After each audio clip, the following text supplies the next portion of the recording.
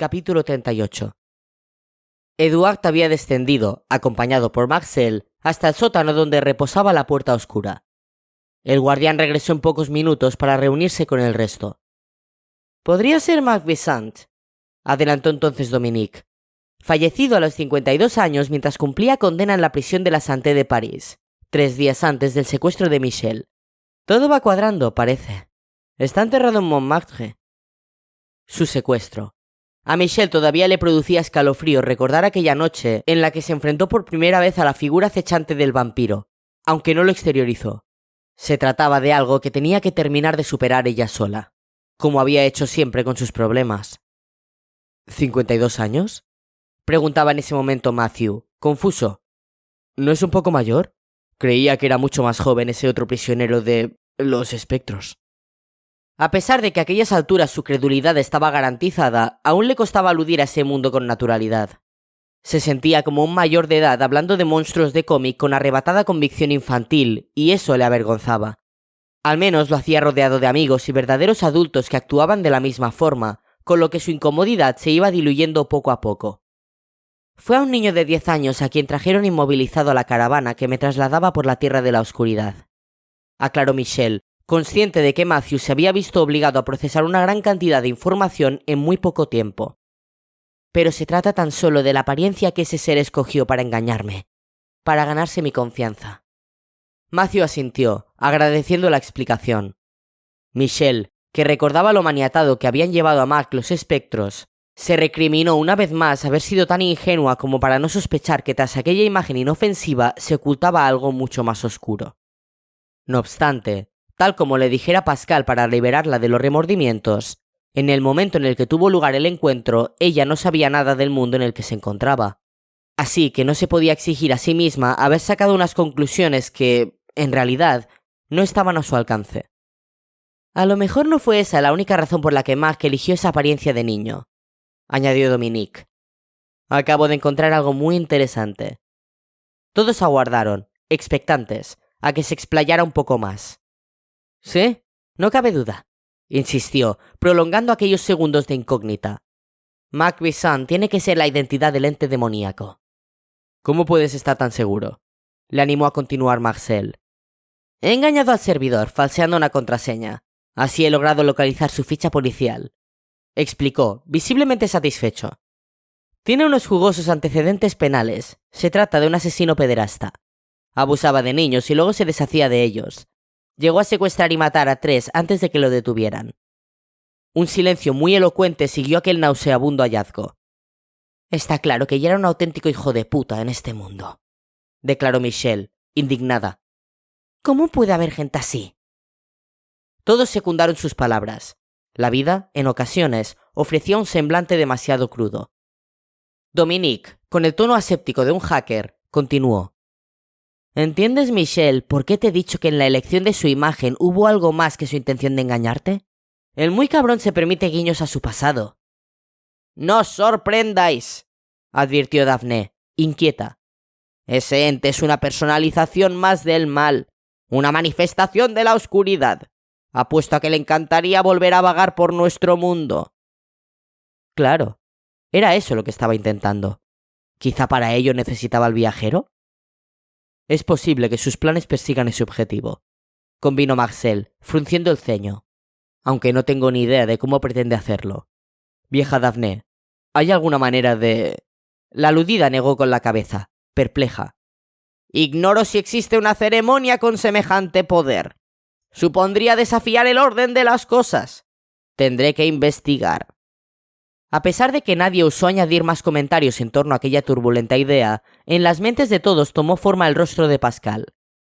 Fuese cual fuese el método que Marc aspiraba a emplear, si es que en efecto pretendía retornar a la vida, la figura del viajero parecía constituir un ingrediente imprescindible.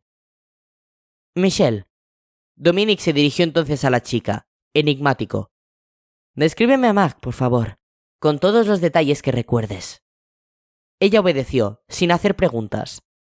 Tenía tan grabados aquellos rasgos en su memoria que no le costó ningún esfuerzo. Dominique escuchaba sin apartar la vista del ordenador.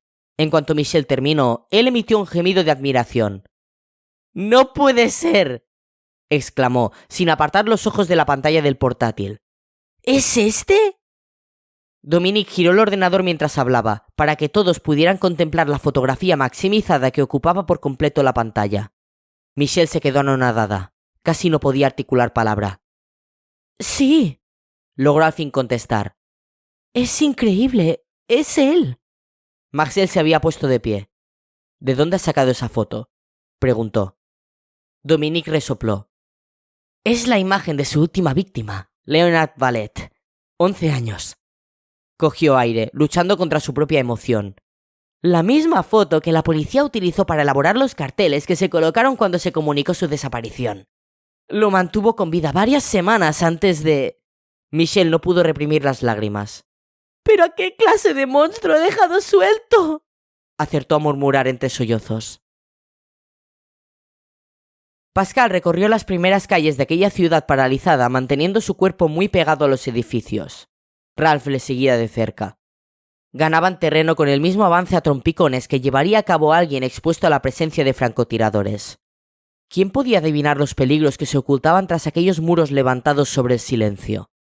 Y es que, conforme se adentraban en París, ambos experimentaban la sensación incómoda de que eran observados, seguidos por las pupilas muertas de seres encadenados a prisiones que una vez albergaron la esencia de un hogar. Así lo percibían, a pesar de que todo permanecía en la misma quietud que la ciudad había exhibido desde un principio. En un lugar como aquel, donde nadie respiraba, no podían empañarse los cristales delatando clandestinos centinelas, pensó de pronto Pascal, atendiendo a los vidrios de las ventanas bajo las que se desplazaban a hurtadillas. Ventanas abiertas, cerradas, con o sin póstigos. En aquel mundo no parecían conducir a las entrañas de los edificios, sino a otras profundidades mucho más remotas.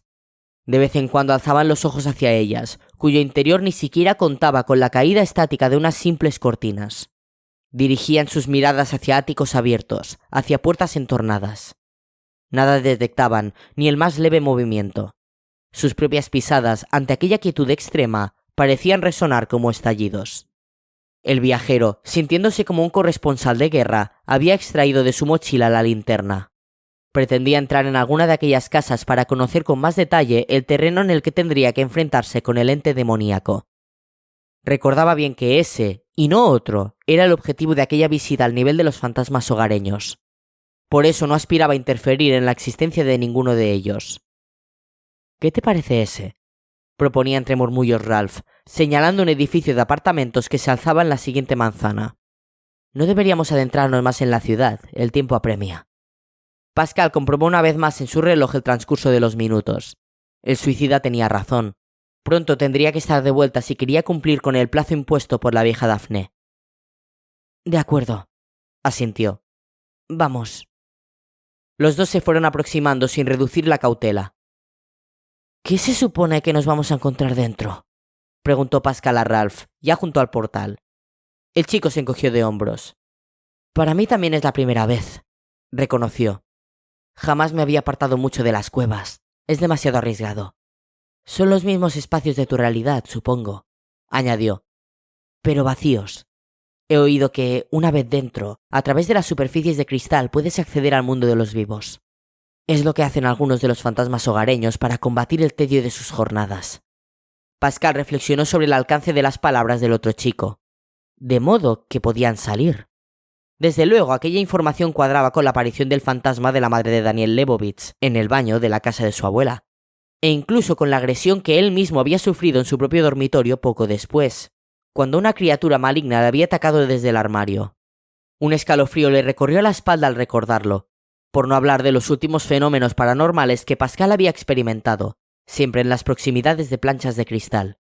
Descubría ahora el verdadero papel que había jugado el armario de su habitación, una de cuyas puertas contaba con un espejo de cuerpo entero. En cualquier caso, no iba a tardar en comprobar hasta qué punto la información de Ralph era veraz. Pero esos espíritus no son peligrosos, ¿no?, quiso confirmar, ante la inminencia de la intromisión directa en sus refugios. En principio no, salvo que los cabrees. Pascal imaginó lo que habría añadido Dominique de haber estado presente y esbozó una leve sonrisa. Muy simpáticos no serán. Si tú estuvieras en su situación, no estarías de muy buen humor, ¿no? ¿Cuánto echaba de menos a su familia, a Michelle, a sus amigos. Pascal no permitió que aquella nostalgia lo distrajese. Quería acabar cuanto antes para recuperar su vida al otro lado de la puerta oscura. Poco acostumbrado de nuevo a la permanente oscuridad, su cuerpo empezaba ya a pedirle su dosis de luz.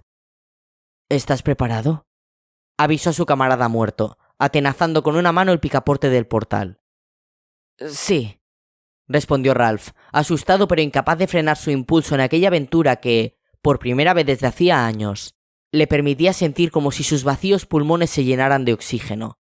Y es que esa incursión a territorio vedado, en apariencia una simple travesura, constituía para él una auténtica transfusión de vida, al haber logrado quebrar la rutina a la que estaba condenado hasta que culminara su tiempo de espera. Acompañaría al viajero, lo ayudaría. Sería, tal vez, su manera particular de expiar pasados errores. ¿Y si está cerrado?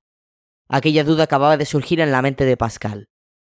No lo estará, tranquilizó el suicida, alegrándose de poder facilitar, en esta ocasión, una respuesta segura. ¿Qué sentido tendría aquí? Claro, ante ellos todos los accesos se mostraban expeditos, como manos inertes de dedos abiertos, extremidades sin fuerza de aquellos cadáveres que eran las construcciones en la ciudad muerta. En cierto modo, Pascal sintió como si profanara sus espacios con su presencia palpitante. No obstante, mantuvo su determinación de seguir adelante. Encendió su linterna, cuyo haz procuró mover poco para hacerlo menos visible. La puerta se rindió al primer empujón del viajero. Los dos accedieron entonces al edificio y, en completo silencio, avanzaron hasta la zona de las escaleras.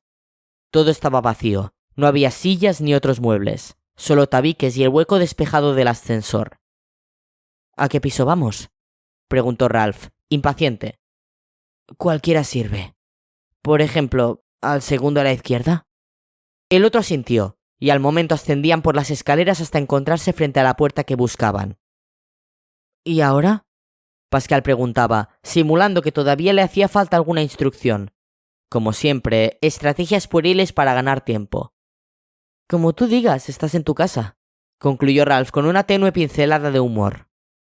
El viajero mantuvo su gesto concentrado, demasiado tenso para valorar aquel esfuerzo de su compañero por suavizar la situación. Sin hacer más comentarios, alargó el brazo y empujó la puerta. Esta, sin emitir el más leve chirrido, se venció hacia el interior ofreciendo la vista de un apartamento tan ausente de contenido como el vestíbulo del edificio que acababan de atravesar. Numerosos desconchones en la pintura adornaban las paredes de aquel presunto hogar. ¿Tampoco aquí hay muebles?, preguntó Pascal, sorprendido de aquel vacío tan deprimente. ¿Y es aquí donde los hogareños tienen que permanecer? Pascal había imaginado que se encontraría en aquel nivel con un reflejo de todos los objetos de su mundo, lo que incluía, ahora se daba cuenta, los accesorios que de alguna forma daban vida a una residencia. Pero no. Los pisos eran allí, una vez más, meros esqueletos carentes de sustancia, huecos comunicados entre paredes desnudas. El suicida, mientras tanto, había sentido a sus interrogantes. Por lo visto, este es el panorama que tienen que soportar los fantasmas, confirmó. No es mucho mejor que lo mío, la verdad. Ahora entiendo que a veces se cuelen en el mundo de los vivos. Lo que estamos haciendo es como... Ralph entrecerró los ojos, esforzándose por elegir la metáfora más adecuada. Si tú, en tu dimensión, te metieras en la televisión y aparecieras en medio de alguna serie. Eso es, sí. Aunque los personajes continuarían sin poder verte, claro. Muy gráfico, Ralph, pero ¿quieres bajar la voz?, le amonestó Pascal. No sabemos si aquí hay algún hogareño. El otro cayó en la cuenta de que, en efecto, todavía no podían confirmar que estuviesen solos. Por eso obedeció de inmediato al viajero y ambos comenzaron a recorrer las diferentes estancias con pasos cautelosos. Avanzaban rápido. Inspeccionar interiores vacíos no requería mucho detenimiento y la casa no era muy grande. Pronto pudieron confirmar que no había presencias extrañas en las proximidades, lo que les permitió relajarse un poco. Mira, Ralph señaló un espejo colgado en el baño. Como te dije, el cristal sí se mantiene en esta dimensión. Es cierto. Pascal se aproximó para rozar aquella superficie en la que se veía reflejado su rostro. Increíble. Su mano acababa de sumergirse en la plancha de vidrio, convertida ahora en una capa de tacto aceitoso que le resultó familiar. Sí, conocía aquella sustancia en la que el movimiento de sus dedos inmersos provocaba turbulencias. ondas que deformaban el reflejo de su rostro. Ya había experimentado su contacto, arrastrado por la insistencia de Melissa Lebovitz. «Esto se supone que es...», comenzó, dirigiéndose a Ralph. «Un acceso a tu mundo, Pascal», concluyó el suicida. El viajero no pudo evitarlo. Introdujo la cabeza en el espejo provocando un breve sonido de succión. Allí, al otro lado, en ese impreciso espacio oscuro que le recibía, se encontró con el resplandor que producía la luz encendida en el mismo baño que estaba a punto de abandonar, pero del mundo de los vivos. Un destello que se filtraba entre las tinieblas a través de algún otro espejo frente al que, tal vez, alguien permanecía observándose. Pascal se dirigió a su compañero. «No puedo irme sin comprobar el acceso a mi mundo desde esta región», declaró. «Será solo un momento. Vamos». Ralph dudó. Aquella última decisión implicaba un grado más de osadía que quizás superaba su determinación en esa primera fuga de las cuevas. No obstante, acabó cediendo. Bastante soledad había soportado ya, y lo que le quedaba. Pascal resopló mientras percibía los movimientos tímidos de su compañero, que ya se había situado a su lado sin decir nada. Reuniendo la convicción necesaria frente a su imagen, el viajero fue aproximando lentamente su cuerpo a la superficie de vidrio hasta entrar en contacto con ella. Había cerrado los ojos, presintiendo el impacto progresivo. Notó sobre toda su figura, durante un instante, una consistencia pegajosa algo asfixiante, como si estuvieran plastificándolo entero. Pero aquella sensación duró muy poco, lo que tardó él en atravesar por completo ese umbral que ofrecía a su avance la resistencia resbaladiza del mercurio. Segundos después, Ralph aparecía también en aquel ámbito cavernoso. «Deprisa», azució Pascal, recordando los gusanos gigantes que vagaban por aquel paisaje opaco. «Lleguemos hasta la luz». Pascal enfocaba con su linterna el espacio que los acababa de engullir y que resultó ser una cavidad mediana, de composición rocosa, de la que partían algunas galerías que recordaban el intrincado escenario de una mina. Solo una llevaba hasta la luz. Los dos se apresuraron a llegar hasta allí. Una nueva plancha de cristal lo recibió, en la que el viajero introdujo la cabeza sin dudar. Tras aquella cortina de vidrio untuoso, quedó ante su vista el escenario acogedor de un cuarto de baño donde, aquí sí, se respiraba vida. Cortinas, luz, toallas, un armario, el grifo que goteaba. Descubrir un pequeño cubilete sobre el lavabo con varios cepillos de dientes en su interior emocionó a Pascal de una manera asombrosa. Aquel era su mundo, al que asomaba furtivamente. Una mujer se secaba el pelo en aquel momento, envuelta en un albornoz de ducha. Por suerte no miraba hacia el espejo. Tenía sus ojos posados en una revista, porque Pascal se habría sentido muy violento, aunque ni siquiera estaba seguro de que ella pudiera verle. No hubo tiempo de más.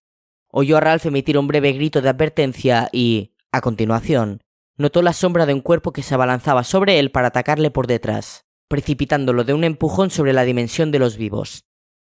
Algo debió de tirar Pascal en su aparatosa caída sobre el lavabo, porque la mujer del secador se había vuelto hacia el espejo con cara de susto.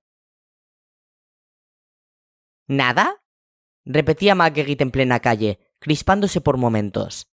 ¿No la habéis encontrado por ninguna parte? ¡Pero si es una simple cría! El agente se encogió de hombros. Ambos se encontraban hablando junto al coche patrulla, a las puertas del edificio en obras que había sido escenario del encontronazo múltiple de aquella noche, y que ahora estaba siendo inspeccionado. «Tal vez viva cerca de aquí y se ha metido en su casa», aventuró el policía. «Pero lo que te puedo asegurar es que, con la descripción que nos facilitaste, no hemos visto a nadie en un radio de 1 kilómetro a la redonda. Y no se nos habría pasado. Es de noche y con este frío no había mucha gente por la calle». La detective rechazó de pleno aquella excusa. «No, demasiada casualidad que esa chica viva cerca del lugar desde el que se dedica a espiar. ¿Y el tipo del pasamontañas?» El policía puso cara de circunstancias. «Todavía te van a gustar menos las novedades, Marguerite». Ella hinchó los carrillos y taladró con la mirada a su compañero. «¿Menos? A ver, dispara». Por lo visto iba sangrando, estaba herido. A Marguerite no le gustó el uso del pasado que estaba empleando el agente. ¿Qué le faltaba por oír? «Eso ya lo sé», repuso, impaciente. «Creo que la alcancé en un hombro. ¿Qué más?» Un coche patrulla lo localizó hace un rato cerca del Sena y le dio el alto. «Pues sí que ha corrido el hijo de perra. ¿Así que lo tenéis?» «Bueno», matizó el otro, con cierta incomodidad. El tío no se detuvo, así que le han estado persiguiendo. Los compañeros no se acercaban demasiado. Dijiste que iba armado, ¿no? Ya lo creo. Menuda pieza. Al final se dio la alerta por radio. Han hecho falta 3 efectivos. En su tono se distinguía una admiración sorprendida. Era evidente que no estaba acostumbrado a enfrentarse a profesionales. Entre todos le han conseguido acorralar. El tipo se movía rápido a pesar de estar herido. Casi escapa varias veces. Daba la impresión de estar muy preparado, convino ella. No se trata de un cualquiera. McGeady se humedeció los labios, escéptica, recordando que su compañero no había confirmado aún la captura de aquel hombre. Todavía faltaban datos. Pero no me parecen tan malas noticias, animó al otro a continuar, temiéndose una desagradable sorpresa. Es que... El policía, que conocía de oídas los arranques de furia de la detective, no se decidía a describir el inesperado desenlace de aquella persecución nocturna. Ese hombre, al verse atrapado, se ha suicidado. Contra todo pronóstico, McGeady se mantuvo serena. Por alguna misteriosa razón, ella se esperaba un final parecido. ¿La perniciosa influencia de Marcel? ¿Cómo lo ha hecho?, preguntó con sequedad. Cianuro. Aquella nueva voz se incorporaba a la charla. Procedía de un forense, compañero de Marcel Laville, que estaba de guardia aquella noche y que acababa de acercarse hasta ellos. Reconocería a distancia ese peculiar olor a almendras amargas. No se pudo hacer nada. Para cuando los agentes llegaron hasta él, agonizaba. Vuestro tipo debía de jugarse mucho si disponía de una pastilla letal por si las moscas, y no dudó en utilizarla ante la inminencia de que lo arrestaran. A saber en qué estaba envuelto, susurró el policía moviendo la cabeza. McGeady le dirigió una mirada ausente. ¿Lo sabría Marcel? La detective, suspicaz, tenía en cuenta que el intento de homicidio se había producido frente al domicilio de Pascal Rivas. ¿Casualidad? ¿Y quién era la presunta víctima desconocida que había desaparecido? ¿Había visto algo así antes, doctor?, preguntó McGeady, volviendo de sus propias reflexiones. ¿Te refieres a esa tipología de suicidio?, quiso precisar el forense, aludiendo a la pastilla de cianuro. Había oído hablar de casos parecidos. Me recuerda a los comandos de espías que se introducían tras las líneas enemigas en tiempos de guerra. Pero aquí y ahora resulta tan... exagerado. ¿Mafias rusas? ¿Llevaba nuestro hombre el cuerpo tatuado?, indagó la detective. No. Entonces su alternativa queda descartada, doctor. ¿Portaba algún tipo de documentación? Ahora intervino el policía. No, Marguerite, no llevaba absolutamente nada.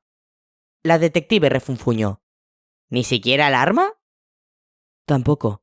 Estamos rastreando todo el recorrido que hizo el tipo para llegar hasta allí. En algún momento tuvo que deshacerse de la pistola. La encontraremos. Daba igual. Seguro que le habían borrado el número de serie.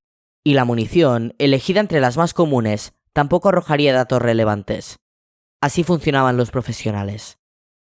¿Qué van a hacer ahora?, preguntó el forense. McGeady se giró hacia él.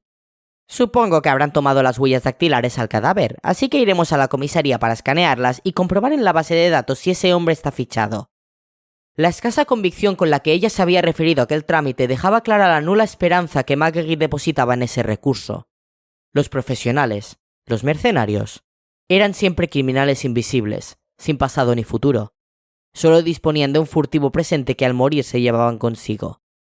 No sacarían nada del cuerpo que aún permanecía tendido sobre una acera de París. Ella estaba dispuesta a jurarlo.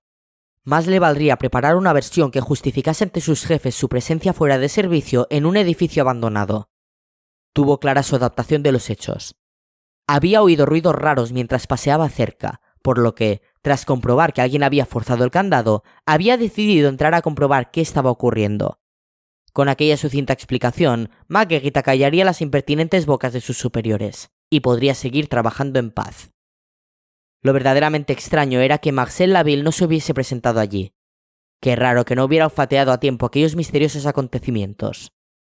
McGeady se mostró contrariada ante aquella sorprendente ausencia. Le habría gustado tenerlo cerca. Sonrió con ironía, percatándose de que le daba miedo imaginar qué estaría haciendo Marcel en esos momentos.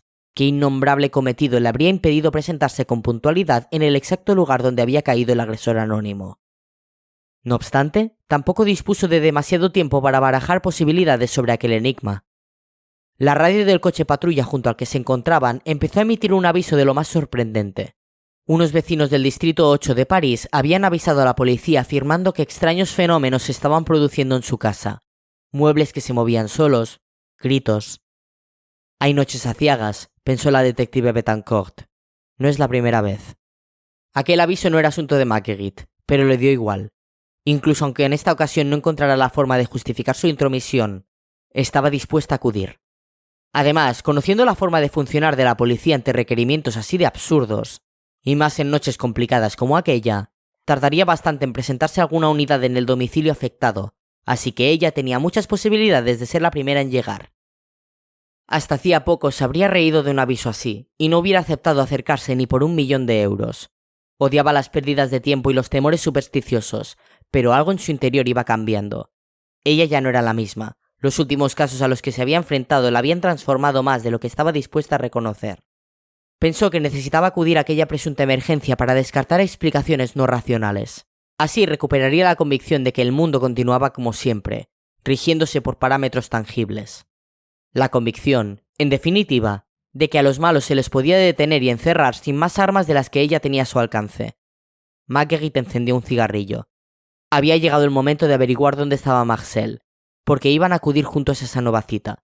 Si hacía falta, lo llevaría a rastras, pero ambos iban a comprobar qué estaba ocurriendo en esa casa.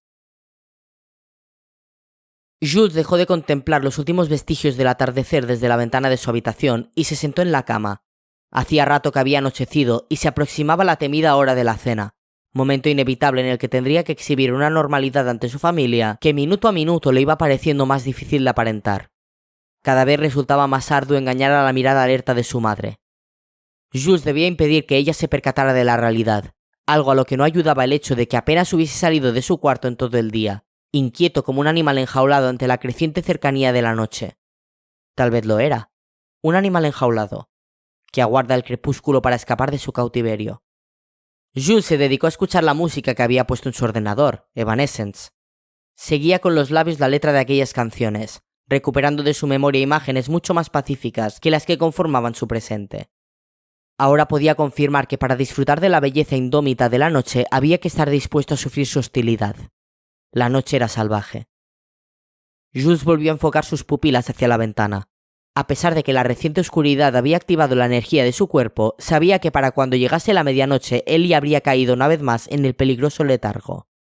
Tenía que hacer algo, antes de que fuese demasiado tarde. De momento no había descubierto ninguna noticia sobre algún cadáver hallado en París, ni en periódicos, ni en la radio, ni en internet. Todavía se planteaba en serio que la sangre con la que se alimentara la noche anterior tuviese un origen menos delictivo. Él no lograba concebir que hubiera matado a nadie. Pero ahora llegaba otra vez la noche, y él había vomitado por la mañana buena parte de la sangre desconocida. ¿Exigiría su cuerpo, por ello, una nueva dosis en aquella inquietante velada que se abría a la madrugada? Tengo que hacer algo, se repitió. Algo que impida mis movimientos cuando pierda la conciencia. Llegaba el instante de pensar solo en él. No había recibido noticias de sus amigos, así que dedujo que todavía se encontraban en el palacio de Le Marais. Deseó suerte al viajero desde la prisión de su propio cuerpo contaminado. Jules no podía acompañarlos en aquel nuevo viaje. Estaba inmerso en su propia batalla. Enseguida tendría que acudir a la cocina, donde ya guardaban sus padres. Miraba por todos los rincones de su dormitorio. ¿Qué buscaba? Algo con lo que bloquear la puerta de su habitación cuando regresara de la cena. De repente cayó en la cuenta del riesgo que suponía incluso la ventana. El piso era alto, sí, pero ¿podía un vampiro deslizarse por la atmósfera nocturna? ¿Podía volar? Recordando el relato del secuestro de Michel, llegó a la conclusión de que sí. Jules tragó saliva, intimidado ante tantos frentes abiertos. ¿Dispondría él ya de aquella capacidad? No estaba dispuesto a arriesgarse, así que también debería ocuparse de obstaculizar aquella vía. Jules se sintió superado por las dificultades. ¿Cómo conseguiría imponerse a su lado oscuro? En el fondo, aquella sombría confrontación lo obligaba a luchar consigo mismo. Ahí radicaba la auténtica tragedia. Un ligero hormigueo por las piernas le advirtió de que el proceso de aletargamiento había comenzado. Debía cenar pronto, antes de perder el control y quedar en evidencia ante sus padres. Salió de su habitación secándose las lágrimas que no había logrado contener. Y eso que, en lo más recóndito de su ser, continuaba apreciando una sobrecogedora hermosura en la oscuridad que lo iba consumiendo. No podía renunciar a su alma gótica, del mismo modo que los románticos sucumbían con heroica fidelidad a su trágico destino a pesar de intuirlo de antemano, negándose a traicionarse a sí mismos con tal de salvarse. Jules amaba la noche, aunque no el mal que se cobijaba en ella. ¿Demasiado tarde para rectificar?